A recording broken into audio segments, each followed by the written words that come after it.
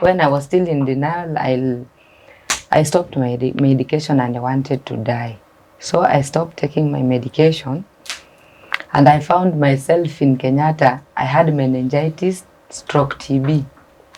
So when they came to see me and they were told whatever was happening to me, they had to know about my status. They told me one word I will never forget till today. Yes. That if you die, we won't lack somewhere to bury you. You won't laugh. Yes. To both couples, one is positive, one is negative. And they share the bed. And they share the bed and they have With kids. unprotected sex. Yes. They told us, mimi hata naogopa mimba kuliko hiyo ni kama malaria, hiyo ni kama homa tu siku hizi. And when they are saying that, you see that they don't know the impact of testing positive. Not even the medical aspect of it. Yes. The psychological torture and the social part of it. They don't know. One love, one heart. Let's get together and feel alright. Welcome to Let's Talk Love. This is a channel we've started to create conversations with the people of this country and elsewhere on matters that may divide families, matters that may break families, matters that could even destroy the country. The bottom line of this channel is love. Let's talk love. We believe whenever there's love, and whenever people talk about issues that affect them under that umbrella of and guidance of love, nothing is impossible. Nothing is difficult. And by speaking out, we may be helping somebody who is about to give up. Talking of giving up, today, as a family, we are privileged to have a young couple, a couple that is coming forward to talk about what many people may not even be whispering about. Yes, this is a young couple that is living with HIV/AIDS, and they believe that by speaking out, they will not only be removing the stigma associated with HIV/AIDS, but they will also perhaps be helping that person who needs that help. Welcome to the show. I think I will ask you to introduce yourselves, beginning with Maurice and then Janet. Please. Thank you, Prof. My name's Maurice Were, born in Siaya County, residing here in the city, living in Mathare. Thank you very much for the opportunity. My name is Janet Were. I come from Migori County and I'm now living in Mathare area. So, first things first, you are a couple. Yes. Are you married formally or can we stay? Oh, yes, you are married. Somehow. We are married. You are married? Yes. We are married. We are planning to formalize it. Yes. In fact, just yesterday we were in a certain setup. Yes. And we were like, we want to go to see the Attorney General and formalize it. We don't want to take much time preparing for wedding and I know. Yeah. We advise people only do a wedding if it's necessary, if you can afford it, because what is important is the two people love each other, they want to stay together. Parents and friends are with you in spirit. You don't have to have a lavish wedding. Yeah. How long have you been married? Since last year. Since last year. Yeah, last year. We wish you the best. Yeah. It's a long journey, but like the Chinese say, it must begin with one step. Yeah. So you made the first one, perhaps 2 steps. Now the story you want to share with Kenyans. Okay. Yes. Okay, let me start with my story, because the way we are here, Yes. each and every person has a somehow different story. Yes. A unique one. Yes. So I tested positive in 2008, 2008. December. Yes. Yeah. That's when I tested positive. I just walked into a clinic. Okay, it happened Yes. that where I was working, Yes. I was working in a small local hotel Yes. in Madare. Yes. And there used to be this an old, we used to call him Babu. Yes. There used to be this an old Babu who used Yes. to sleep in this hotel. Yes. By the time we are closing, he comes and sleeps, and by the time we are opening in the morning, Yes. he goes to his own errands. Yes. So he fell sick, and he gradually became weaker and weaker. And the neighbors there Yes. advised that I take him for TB checkup Yes. because he was coughing so rapidly. Yes. So I decided to take him to a nearby clinic. And the procedure there, or the standard there is that before I've been tested for the TB, Yes. you must take HIV test first. Yes. And them they agreed.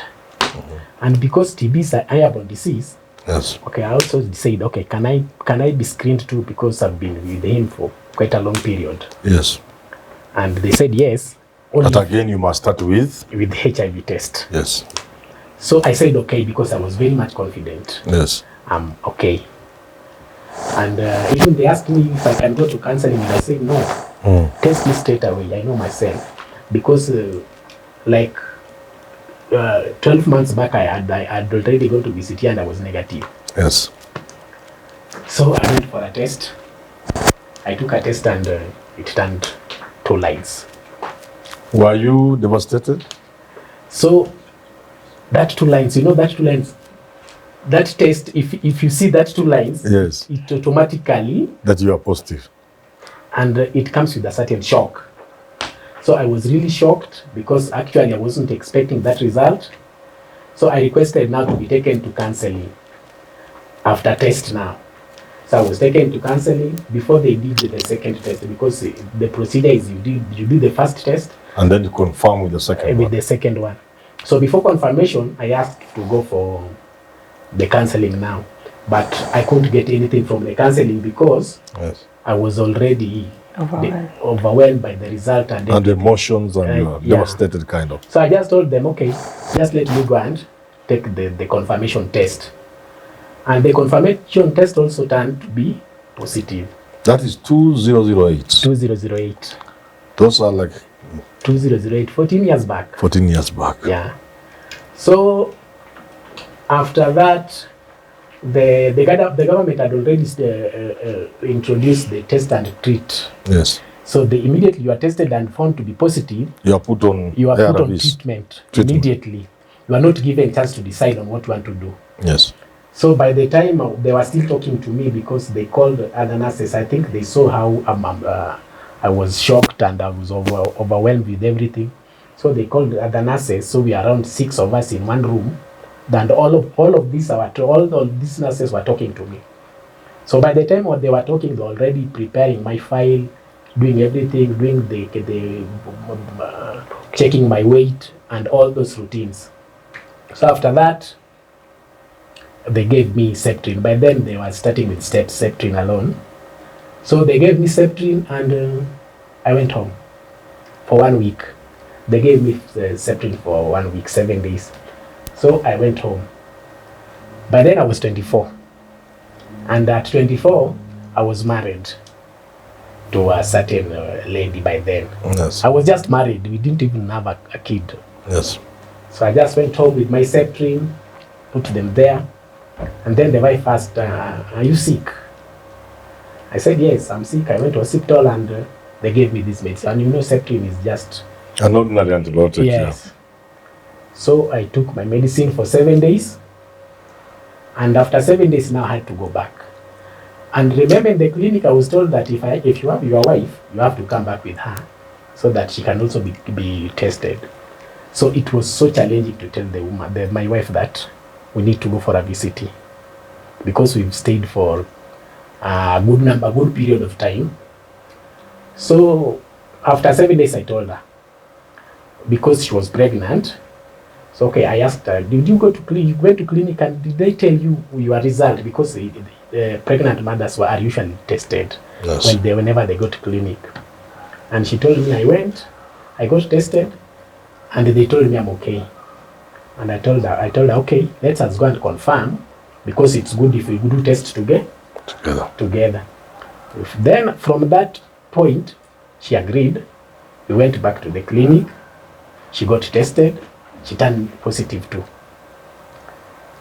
So it was, from there she was crying, she was doing everything. But all in all, we had to accept the result. We had to move on with life. We had to come back home and see how to pick ourselves up and start moving again. Yeah, that was 2008. And it happened that we lived together for several years. You got the child? We got the child, and she turned negative. Yes, thank God. We got the second born, she turned negative. Yes. And we lived, we separated in 2018. Just separated? We separated because of some issues not related to this. Not related to that. How are you living? Was she who was blaming the other? Absolutely, you can't blame. You know, when you start living, let's say when you meet, and then you agree to stay together, and you don't do testing, you can't. No one can blame one another, because you don't know who brought. You don't know who was who by then. Did the topic ever come up? So it never came up. She never told you where animal, where your military. She never said that. No, we were given good counseling. That helps. That helped, and we were told that kutaka kujua ni nani alikupea. It don't help you. It won't help. Even if you know, it won't help you. So just forge ahead and live your life positively. Can we stop there and hear from Janet? Princess. Yes, Princess. My story is a bit the same, but not the same as mine. Okay, my story started, I'm an orphan. Yes. So my relatives back home, they saw me as a burden to them. Nobody wanted to live with me or to even further my education after secondary school. Yes. So one of my cousins who lived in Nairobi told me, because you were somebody who is learned, we can go and take you to college, or you can find something to do. So I agreed and came to Nairobi. Yes. I lived with her for like a month. Then the second month, one day, out of nowhere, I can say he was an old man, because by then I was young. I was 19, the guy was 38. Yes. So my cousin told me, go and serve our visitor even a cup of tea. So I did it just like any other guest that would come here. Yes. So after that, he told me, do you know what? That is your husband. And I was like, my husband? How? He told me, yeah. Now that you don't have anything to do here, I decided to find somebody for you. And I asked her, but you told me I was to come to college or you find something that I could do. She told me, no, I don't have that money. You just have to find yourself out. And if you refuse this man, you just get out of my house. I was so overwhelmed by then, yes, not knowing where to go. So I just agreed, and the man came and took me. So we started staying. So after some months, I got pregnant, and just like any other paid woman, you start your clinics. Yes. So I went. Then the normal procedure of testing the HIV status, I did it. And that's when the shock of my life came. I turned positive, but I was still naive. I didn't have any knowledge about HIV. So when I came, they told me, tomorrow come with your husband. And I was like, it's all right, I'll come tomorrow. So when I went back home, I told him, we were told to go back to the hospital. And then I told him what they told me about my HIV status. And the man was like, no, that is just a lie. Nowadays, even if you have malaria or you have typhoid, the lines will just turn to, because by then the man was taking the medicine, but I didn't know what they were for. But I used to see them, but I didn't know.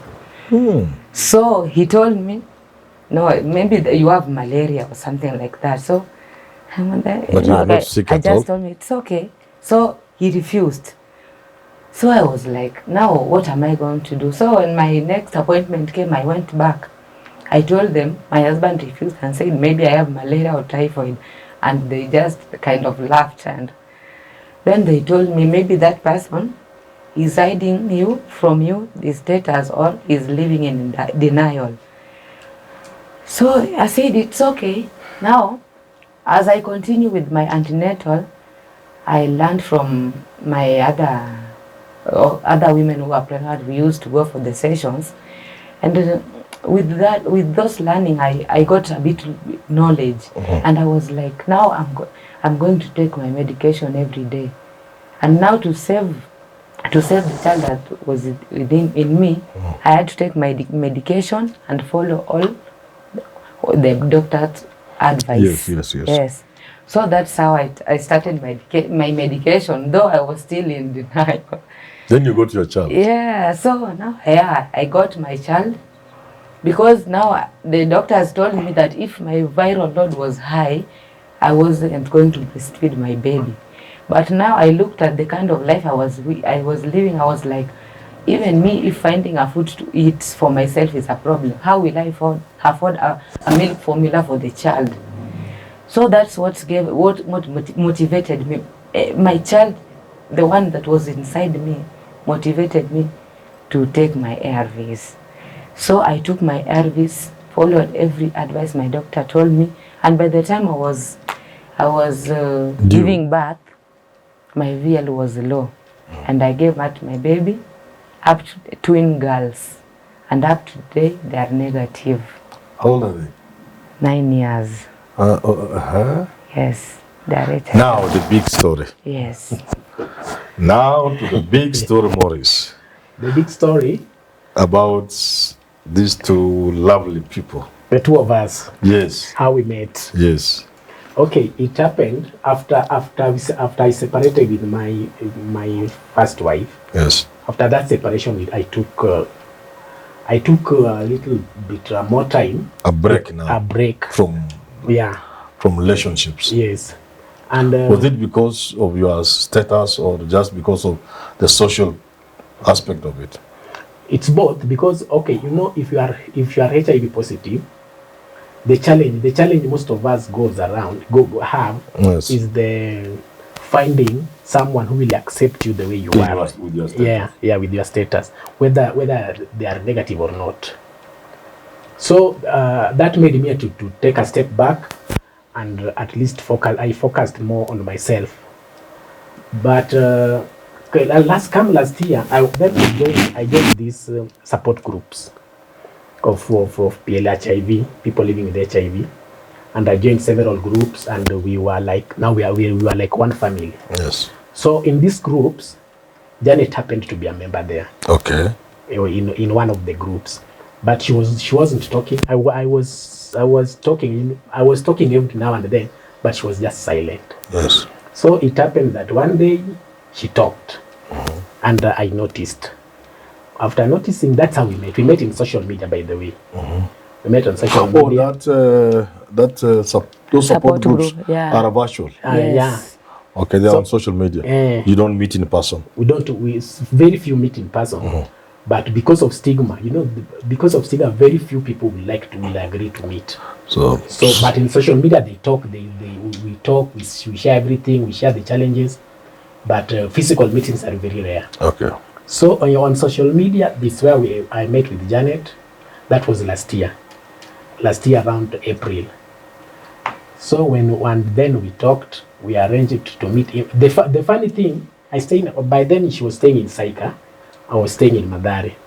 So the funny thing, we talked in the morning and we met in the afternoon of the same day. So when we met, we just had a cup of tea, a cup of coffee, and then we departed. She left. So from there, we continued talking, and one thing led to one another, and we found ourselves, we started dating, and from that, we became husband and wife. Were you being moved by love or by pity? Were you looking for sympathy from somebody who feels you are in problems like her? No, it's not that way. No. You know, if it's that way, because suppose it was that way, Yes. I could have married immediately. Because, you know, I was already having several, in this HIV positive world, we have so many ladies, and you know HIV affects more women than men. It's Yes. more feminine. Yeah. So we have very many ladies who are positive and are single ladies. So if white that I could have married earlier, she couldn't even found me. So I think there was just a spark between us that made us meet. Because after we talked in the morning, I was so eager to meet her. It's something that I wasn't feeling when I was talking to So her. you are talking about love. Yeah. So we met. Supposing you fell in love for her and she was not positive, would you have continued loving her, and if she was able to return your love, would you have told her, or you'll have been like the person who gave her, who didn't tell her? Okay. That question is very good. The thing is, first of all, nowadays, me as a person or her, the way we are bearing, we can't pass our virus to someone who's negative. That is how science has that is where science has reached. Please tell us more about that. How? That is where science has reached. That's the now. data I'm hearing for We are first time. virally suppressed. When you are there, in fact, the science has the current medicines are really advanced. We are using the one called the TLD. TLD. So TLD, Yes. if you take it vigorously for 6 months. 6 months. 6 months. Without fail. Without Yes. failing, you become virally suppressed. Virally suppressed simply means it doesn't mean you are cured, but it means that the virus in you are so minimum that you can't infect someone through sex, but they are there in blood. You can't infect. Not through sex. Not through sex. It's called You equals to you. You equals to you. Undetectable. You equals to? You. Please explain that. And Janet, what's that? undetectable is equal to untransmittable. You is equals to you. Huh? Yes. Which means? Undetectable is equals to untransmittable. Oh, so the viral So load is so low. The virus are even now, to detect is not easy. Yes. And Not therefore, you can even test me with this our normal testing kit and you find me negative. I've suppressed the virus. so I you can't cannot pass it. transmit easily. Yes. It can't. The chance is there, but not Very is minimal. Very minimal. Yeah. Very minimal. So, if somebody like Janet, God forbid, if she left you, since you claim to have a lot of love for her, so God forbid, if she left you and got a HIV negative person, they can live. They can live. They can live, but because there is still a small percentage That you can transmit. that can transmit. Yes. So the partner will be taking PrEPs. PrEPs. Yes. Pre-exposure prophylaxis. Uh-huh. That PrEP will prevent the partner From being infected. From that minimal chance. From that Yes. minimal chance. That even if Janet stops taking ARVs and she becomes infectious again, Yes. and the partner is using PrEPs, I can't infect him. She can't infect him. How about children now? That's another elephant in the room. Children nowadays, in fact, if somebody, Where is the science now? that's where I'm Because you coming. have shocked me about the other science. Honestly, I didn't know. That's where with children, with kids, nowadays there is no HIV positive woman who can give birth to a positive child, so long as they follow the instruction of the And you have the knowledge. You are The healthcare providers Yes. will tell you what to do. they will tell you what If to you do. follow what they have told you, You are there is almost zero chance of transmitting to the child. yes. Not almost, there is It zero is chance. zero. It zero is zero. chance. So long as I That adhere to I my have heard. medication. But now Yeah. hearing from people like you, but the other one you said I had not because heard. with us we You have is equals kids. to you. I You was have hearing never for- heard? No. Now that's Herman is a very informed person. I don't know that's this why one. we are HIV activists. Our work is to create awareness. Now. Because there are so many people like you who never knew that. If me, I don't know, you can imagine now many you people see, know. you know. You is equals to you. Yeah. Yes. So, Maurice Yeah. and Janet, Yes. it's not something everybody does. Yeah. I know there's less stigma than it started. Yeah. I saw it when it started, 1985 or 84 then. I know what people went through. I know how doctors killed people. Because instead of treating what you are suffering from, the moment they discover you are positive, they consign you to go and die. So we've traveled a long way. But nevertheless, it's still not easy for people to come out. It's Yes. not easy. I'm also not sure I can very easily face the people. I'm not even sure. Even this crew of mine, we are, I don't know, like 10 people. I'm not sure if we, more than half of us can. So what motivates you to come out? What motivated me to come out, first of all, was I saw the state. You know, I lived in slum, and I'm still living. Even the place I'm living now is still part of that slum. I still live in Bazar. Can you tell us why you are in slums and you look like a man who should be living in Kileleshwa? Okay. You are dressed well, that tummy, good English. So the state of new HIV infections in informal settlements in Yes. this city Yes, is very high.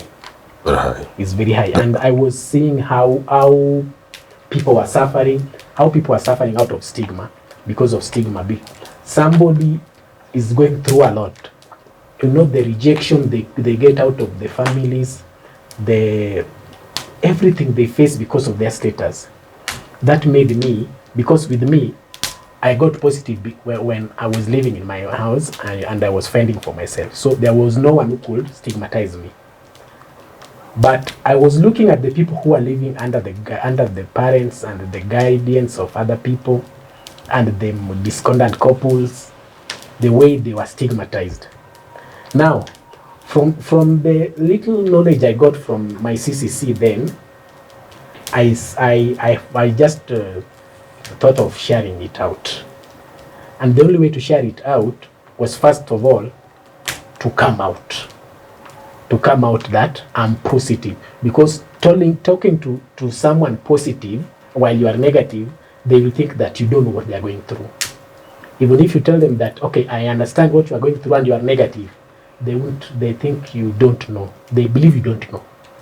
So first of all, I had to come out and make them feel that, okay, I'm one of them.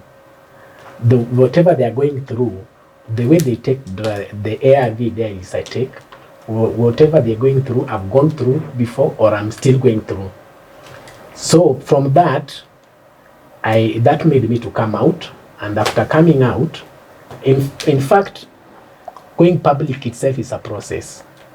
You can't just wake up one morning and say, okay, today I'm going public. Mm-hmm. It will bring you down completely. So it is a process. It's a process. It's a journey. It's a journey. So before I went out, I started following some of PLHIV who are also public. People living with HIV. HIVs and they have already gone And public. they have already gone So public. you work with them. Yeah. You learn from them. I started following their pages, the way they post and the way they live and whatever they tell the people. Mm-hmm. So they were like my mentor now. Mm-hmm. So I started following them, and from that, they told me, okay, from now you can now go public too. And then I went public. I just woke up one morning and created, and I couldn't go public on my normal Facebook page. You had to create another one. I had to create another so one. it was still something even then. I had to create another one because in this one I had family members who didn't even know that I'm positive. I had church members. Everybody was there. But so I had to tell them gradually. So I created another page. How about your face? There was no profile? There was profile. I put my profile picture there and everything. But I first of all I chose from only positive friends. I went to these forums of PLHIV and chose them and added them in my wall. Only those ones could access you. Yeah. So and I restricted my wall. I put a lot of restrictions, so you couldn't even access my page first if I don't know. If you are not my friend, only my friends could could see my nini. So my posts. So I started posting, and I got a little more courage. I became more courageous to an extent that now I remove all the restriction, and everybody now could see my. Were there people who saw and came to you? What? It's very many. They were shocked. Very many. Even I even lost some friends. Some disappeared. Yeah. Yes. Are there cases like where you went to visit somebody and like you could see they didn't want you to stay in the house? Very many. You know the perception, the way HIV was packaged back then. Yes. And the way we were taught in private. In fact, we were taught about these things in primary schools. The way we were taught this thing, it was packaged as a death sentence back then. So you lost many friends. I lost friends. What were the reaction from immediate family members? Immediate family members, okay, they just started to accept me because I'm one of them, but you could see they are not that close to you the way they were used to be before. How about the closest, like parents? She says she's an orphan, but about you? Okay, I'm also an orphan, but I have a stepmom. Yes. Did she accept you? Okay, with her, I've never gone public and talked to her one-on-one about my status, but she knows. She knows you are. She knows I'm positive because at the first time that she found out, I traveled back home with my ARVs, and she saw them. I even forgot few pills there. She asked people, what are these? So she asked my kids, because I left my kids with her. She asked my kids, what are these drugs for? I know the kids doesn't know, but they said, these are for dad. He always takes them every day. And from there, he couldn't ask me, but she called me. She called me and told me, okay, you left some drugs here. What are they for? And I just told them, those are ARVs. You told her? I told her those are ARVs. Do you have a similar story with her? With this? Me talking of my relatives, I think I lost them all. Because I remember there is a time I got sick. When I was still in denial, I stopped my medication and I wanted to die. So I stopped taking my medication and I found myself in Kenyatta. I had meningitis, stroke TB. So when they came to see me and they were told whatever was happening to me, they had to know about my status. They told me one word I will never forget till today. Yes. That if you die, we won't lack somewhere to bury you. You won't lack? Yes, we will bury you. And they left. And I was left all alone in Kenyatta. Anyway, that is by the way, because now, as you can see, I'm alive and kicking. What are the biggest challenges? Because you are really updating me, because it looks like my knowledge is a. It's not only. How about what is the state of opportunistic diseases that will always visit people with HIV who are HIV positive, TB and those are some of them. They are still there. Yes, they are there. Those are still the challenges. They are there. Yes, but only if you don't are there. Yes. If you are there now, let's go back to undetectable. We are saying your viral load is low because you adhere to the protocol, to the regime. Yeah. What you are told to do by doctors, you do. You take your medicine without fail. When you are in that state, what are the dangers from these opportunistic diseases? When you are virally suppressed. Yes. When you are virally suppressed, chances of catching opportunistic infection is zero. Yes. Almost zero. And even if they caught up with you, you will fight them very fast. Just because like your immunity system is strong. Yes. So the bottom line is strong immunity. Yeah. That is actually a product of your viral load being very suppressed. Low. Yes. Very low. This is a classroom. It's a classroom. Unfortunately, at the University of Nairobi, I understand we have scrapped teaching these common causes. One of them was HIV/AIDS. I have asked the university to create a platform you share with the students, but I think they have to. You were saying something. On World AIDS last year, on 1st December, on World AIDS Day, we went to Kenyatta University. Yes. With our health providers, yes, the Chef Kenya. So they sponsored it to create awareness in KU. Yes. And when we went there, we found out that the students there are very ignorant. Very ignorant. They don't have facts about HIV. Yes. They don't even protect themselves. They just live like HIV is not there. In fact, they fear pregnancy even more than the HIV. female students there say, the P2. Yeah. They told us, mimi hata naogopa mimba kuliko hiyo ni kama malaria, hiyo ni kama homa tu siku hizi. And when they are saying that, you see that they don't know the impact of testing positive. Not even the medical aspect of it. Yes. The psychological and the social part of it. They don't know. It's not like taking a Septrin or any Panadol. How difficult is it going through the taking the medicine? Tell us a bit about the medicine. The first thing. How many times in a day? Or are they uniform, or it varies from? They are different. It varies. Depending on your load, or? Some are stage 1, some stage 2. Or there are stages? Yeah. Not load. It is, okay, HIV is a virus. Yes. And you know how virus behaves. Yes. They mutate, they do. When like me, I'm in first line. Yes. And if all first liners use TLD. Just one tablet a day. Which is still not easy. Yeah. It's not easy. I know. It's not easy because it's something you have to take, and you have to set alarm for it. If it's 10, like we take ours at 10. At night? At night. Yes. It has to be 10. It has to be 10. And you're on safari somewhere, you must remember to carry it. You have and to remember to carry it. You have to carry it. You have to. That's it. That's what we call adherence. Are there people who take more than one in a day? Yeah. Yes, even 3. If you are in second line, you'll take even 3 drugs a day. What determines those who are in first line, second line, maybe third line? Okay, first line. First line. If you walk today to a CCC, CCC simply means comprehensive care center. Yes. If you walk to a health facility, Yes. and you get tested and you test positive, Yes. you'll automatically join the first line. Now, what will make you go to second line is non-adherence.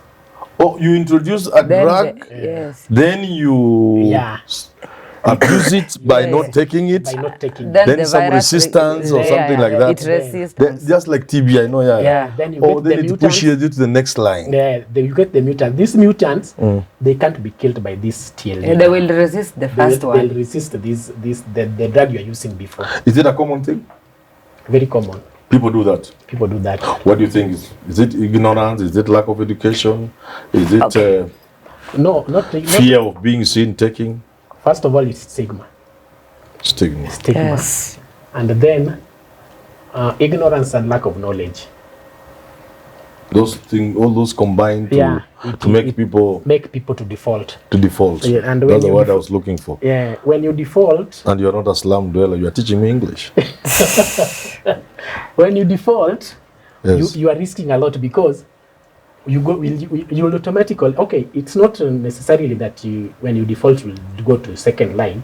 You can default and you find that your virus was so lenient to you. They didn't immunate. Yeah. Let me ask you something else because of time. My director is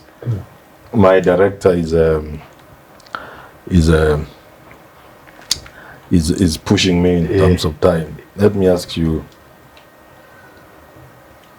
As you move around now, you move maybe homes, maybe among your relatives, among your friends. Yes.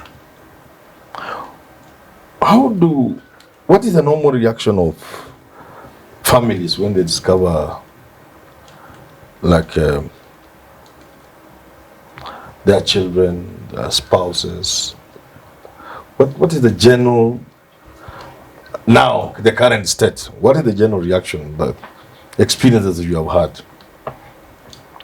Has somebody, for example, come to you to tell you, I don't know how to tell my father, I don't know how to tell my husband, I don't know where to start, I know I've gone to a VCT, or I was going for antenatal, I'm a young girl, how do I tell my husband, how do I tell my father? Do you get those kind of things? Very many. They're there? Yeah, they are. when they know who you are and they confide in you. Yeah. Then how do I start? Yes, they do. But now you are just have to, but most people it's lack of knowledge. Lack of knowledge. Somebody who has knowledge about HIV and AIDS, even Yes. if your wife or your husband and your wife tests positive, Yes. and then you will have the knowledge that you can live with her without her infecting you. But before we get there, because that is now science, Yeah. I just want to look at two human beings. The impact of knowing your wife has tested HIV positive. And instances where, for example, you yourself, you don't have. Yeah. Have you seen people running away from home, divorcing, Automatically. separating? Yeah. Look, there are cases, and you know, to us as advocates, we get such like cases like weekly. What is your advice to people? So Whenever you come across a man whose wife has gone to antenatal clinic and has tested positive, and especially, you know, there are men who believe, or say women believe, I got married 10 years ago. I've never slept with another woman, so it can't be me. How do you handle such? and so when it comes to such like a case, Yes. we will give counseling and inside of medication and the science part and whatever. Yes. But we'll take a step further Yes. to involve the community health volunteers and other counselors who are doing counseling in other issues or family issues. Yes. So we involve all the stakeholders around this to make, just to save one marriage, or to make, or to save it from collapse just because of this. Yes. True. Or to avoid stigma. Now, let me ask something else. It's better answered by a woman. Have you seen cases where case A and case B, they are the same, but you can conclude the reason why case A, this couple has managed to handle it, the husband has accepted or the wife has accepted, faster than case B, where there is riots.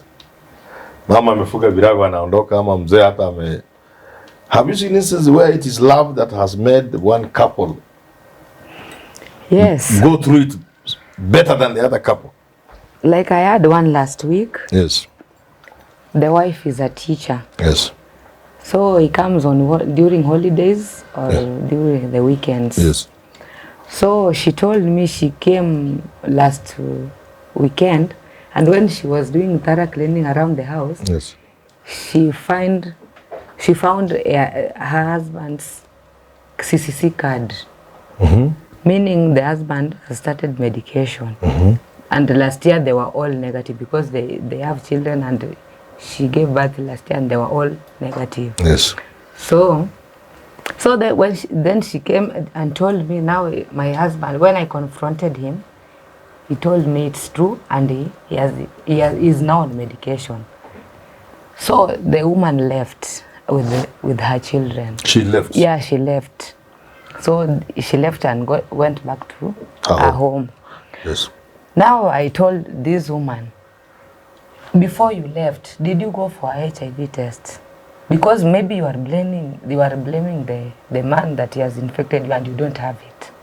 And he was like, no, it can't be because we have had unprotected sex. So I'm there, no, with HIV you are only sure only after you get tested. Yes. So we talked, I advised, and I told him, even if you are both positive, you can still live. So long as you feel you love your husband, you have kids, you see you are comfortable in that marriage. Yes. Your HIV status doesn't determine how you will live. Okay. You can live a normal life. Now, I was happy yesterday when she came back and told me, do you know what? I went for the test and I'm negative. And I told her, you see, you are blaming that guy and he has not even infected you. Yeah. Now, you are now negative. Even the doctors told you can still live with the husband and be safe with your kids. So long as you still love one another, you can still overcome What was everything. her reaction? This is only yesterday. Yes. Was she still going Do through you it? know she went back and apologized and told? And Do you think it was because of love? It is because of the love, because even when she told me she called the husband was so happy because she loved the wife, and the wife, that's why she was even concerned, and when went for the test and they were still talking. So they still love one another despite the fact that I know it is the shock that she found that made her to react that way. Yes. It is not because but at the end of the day, because of the love. Yeah, because after of you the have gone love through the initial shock and anger and all those. Yes, the love between them overcame it. Yes, yeah. Yes. Love can overcome it. Yeah, and the wife went back and apologized, and they are happy. So it is love. Yeah, love is strong. Yeah, love. Do you agree with that, Maurice? Have you seen situations again where love is the only thing that can explain the fact that these two people, others like them have not made it, but these ones have agreed to stay together, and you can only conclude it was because of love? Yeah, even we have discordant couples in our church. Yes. Who have stayed together. Explain that for the viewer who doesn't know what discordant couple is. At least I know that one. But let it come from you. Discordant couple is a marriage, a union where both couples, one is positive, one is negative. And they share the bed. And they share the bed and they have with unprotected sex. Yes. But one is positive and one is so the one who is not positive, the negative one is discordant. Yeah. So it's a normal thing. Yeah, that is discordant unit. It happens. So you are saying, as we wind up, we have a discordant couple in our church, and they live together, even to today. And when we got this invite, we had that you also need discordant couples, but they can't come. Because they are not public about their status. Okay. They couldn't come. So these people, if you see the way they live, yes. the woman is positive, the husband is negative. Yes. But the husband is always using preps. Yes. Always. He's also on drugs, just like the wife. Yes. But with him, his is to protect him. To protect him from getting. But they have stayed for years. Nothing for years. They even had a wedding. They did a wedding as this. Could we end this program by hoping that the two of you will have a wedding? Why not? Not necessarily the big wedding, even wherever you want, whichever way you want to do it. You said you are going to formalize it. We are going to formalize it. Will I be invited, whether it is at the Attorney General's place? In fact, you are invited. You are invited. And I throw you a small bash at dinner. Yeah, you can give us a father figure. Yes. And give us advice, because with us, despite all these challenges, we still have challenges of normal life. As human beings, we have challenges of this and that as married people. And so we are invited. Yes. It is very soon. So now just get ready for that. As we wind up, because time is not on our side, first of all, we must thank you very much, Maurice and Janet Princess. And we hope there are more of you. You are telling me you are in support groups. Yeah. You are doing a good job, a wonderful job. And to the viewer, this is exactly what we've been saying. This is exactly what this channel is about. That there are challenges in life, in relationships, especially in marriage. So that challenge you are facing, other people have faced it even more. And we have been saying, and we shall continue saying, when we share a problem, that problem becomes less, number one. And we are also saying, number two, where there is love, there is understanding. Where there is love, what appears to be impossible, difficult, unattainable, because of love, you are able to sort out what many other people who don't have love cannot sort out. The fact that a woman will go back to her home, to a HIV positive husband, when she has tested herself to be negative, can only be explained by the fact of love. So yes, thank you very much for being part of this channel. Thank you for joining the conversation. And we hope that a lot of you, many more of you, will come forward to share their stories, because a story like this one of Maurice and Janet can guide many couples in this country, can save many families. In fact, having listened to these two gentlemen, this gentleman and this lady, I'm sure maybe there was somebody contemplating dying, suicide, because they discovered they are positive. I have learned something I didn't know, and I'm a fairly informed person. It's not a death sentence. So listening to people like this can give you hope for life, as we pray for them to live many, many years and get enough children, so that you can get many grandchildren. Thank you. Thank you very much, and may God bless you, and as you walk this journey. Thank you very much. Thank you.